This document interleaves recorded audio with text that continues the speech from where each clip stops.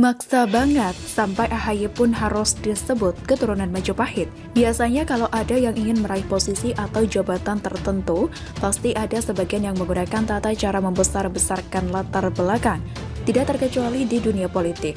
Ada video yang sedang jadi perbincangan di mana seorang kiai menyebut kalau AHY masih memiliki keturunan Majapahit.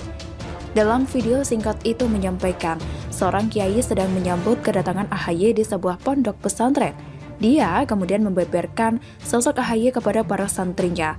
Bahkan kiai ini membongkar identitas AHY yang masih memiliki darah biru dari kerajaan Majapahit.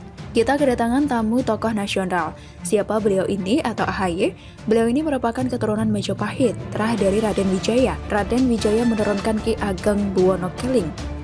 Lalu Ki Ageng Buwono Keling menurunkan Ki Ageng Sambi Gumelar. Terus beberapa generasi lainnya karena nama-namanya sulit dihafalkan. Katanya, bukan hanya itu, dia mengatakan kalau AHY juga merupakan keturunan Nabi Muhammad SAW. Bapaknya Kiai Hasan Basari itu nikah dengan Saripah keturunan Rasulullah.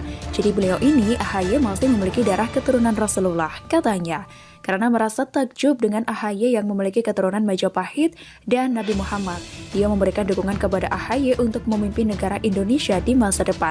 Secara bibit AHY ini sah sebagai pemimpin masa depan. Katanya, saya tidak tahu apakah ini benar atau tidak, tapi rasanya ini berlebihan. Meskipun kita paham kalau orang yang mau mengejar sesuatu pasti biasanya cenderung melebih-lebihkan sesuatu. Lihat saja pas pemilihan calon ketua OSIS saat sekolah dulu. Masing-masing calon akan pamerkan prestasi dan menjual visi misi. Bahkan banyak yang lebay sehingga terlihat kopla. Mendengar ini saya jadi teringat dengan Prabowo dulu. Prabowo diangkat derajatnya terlampau tinggi hingga kedengaran konyol dan malu-maluin. Dia dibilang capres hasil ijtima ulama dan direstui ulama. Bahkan UAS sempat bilang kalau ada ustadz yang bermimpi Prabowo sampai 5 kali.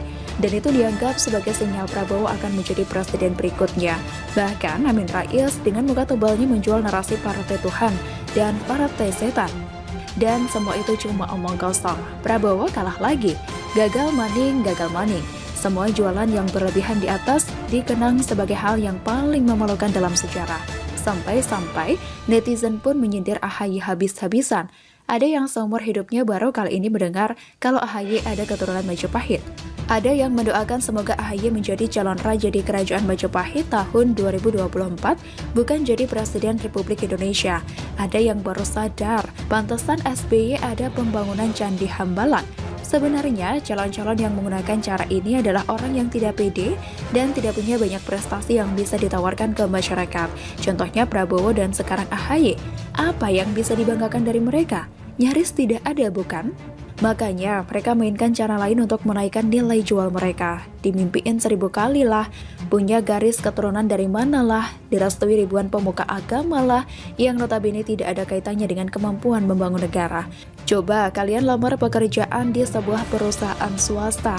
Lalu kalau diwawancarai dan ditanya kenapa kalian layak bekerja di sini, lalu kalian jawab, kalian punya garis keturunan dari Ratu Inggris, atau punya silsilah dari Raja Arab Saudi, atau diberikan restu dari kerajaan Sunda Empire.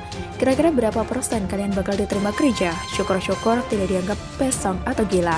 Jadilah cerdas. Memilih pemimpin itu karena kemampuannya, bukan karena latar belakang, agama, apalagi silsilahnya. Yang jualan seperti itu biasanya kelompok sebelah tuh. Gubernur ibu kota adalah salah satu contoh produknya. Lihat hasil kerjanya. Lihat bagaimana anggaran diacak-acak dan sering kelebihan bayar. Jangan jadi bangsa yang tragis di mana kalau mau memilih pemimpin atau pemimpin daerah, maka yang dilihat adalah agama atau keturunan dari mana. Sedangkan kemampuan dan prestasi adalah faktor nomor sekian yang dianggap tidak penting.